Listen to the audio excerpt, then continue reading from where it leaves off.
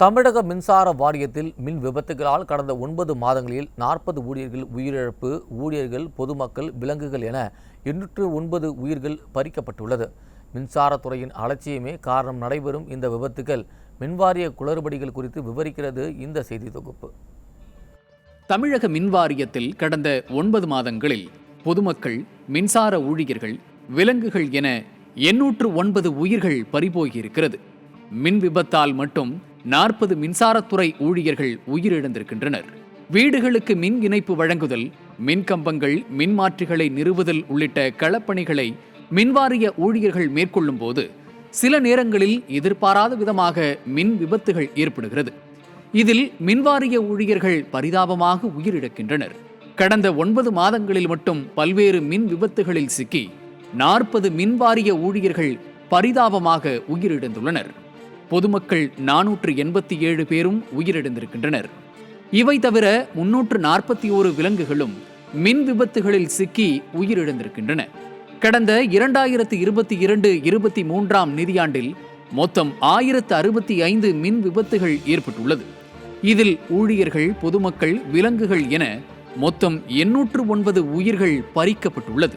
இதுகுறித்து மின்வாரிய சங்கத்தினரிடம் கேட்டபோது, மின்வாரியத்தில் 35,000 பேர் ஒயர்மேன் மற்றும் உதவியாளர்கள் பணியிடங்கள் காலியாக உள்ளதாகவும், இதனால் கேங்மேன்களை தொழில்நுட்ப பணிகளில் மின்வாரிய அதிகாரிகள் வலுக்கட்டாயமாக ஈடுபடுத்துவதாகவும் குற்றம் சாட்டுகின்றனர். இதுவும் மின் விபத்திற்கான முக்கிய காரணம் என்கின்றனர்.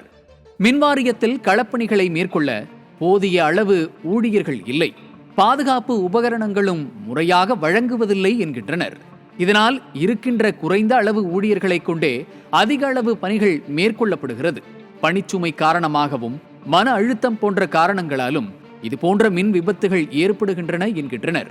மேலும் மின் கம்பங்கள், மின் மாற்றிகளை நிறுவும் போது 2 அடுக்கு கண்காணிப்பு பணி மேற்கொள்ளப்பட வேண்டும்.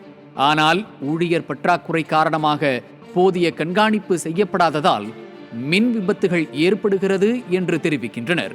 மேலும் பொதுமக்கள் வீடுகளில் அடிக்கடி உயர் மின்னழுத்தம் காரணமாகவும் மின்சாரத்துறையின் சரியான பராமரிப்பு இல்லாததால் அதிக விபத்துகள் ஏற்படுவதாகவும் குற்றம் சாட்டுகின்றனர்.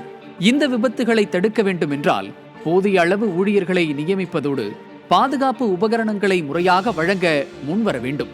அதே நேரத்தில் வழங்கப்படும் பாதுகாப்பு உபகரணங்கள் தரமானதாக இருக்கவும் வேண்டும். காலி பணியிடங்களை உடனடியாக நிரப்ப வேண்டும். உயர் மின்னழுத்தம் இல்லாமல் சீரான மின்சார விநியோகம் செய்ய முன்வர வேண்டும்.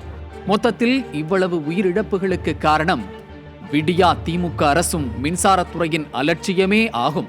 அடிமட்டத்தில் களப்பணியில் உள்ள மின்சாரத்துறை ஊழியர்கள், பொதுமக்கள் மற்றும் விலங்குகள் உயிரோடு விளையாடுவதை இனிமேலாவது விடியா திமுக அரசும் மின்சாரத்துறையில் கவனம் செலுத்தி உயிரிழப்புகளை தடுக்க முன்வர வேண்டும் என்கின்றனர். நியூஸ் ஜே செய்திகளுக்காக தலைமை செய்தியாளர் கோ. ஜெயக்குமார்.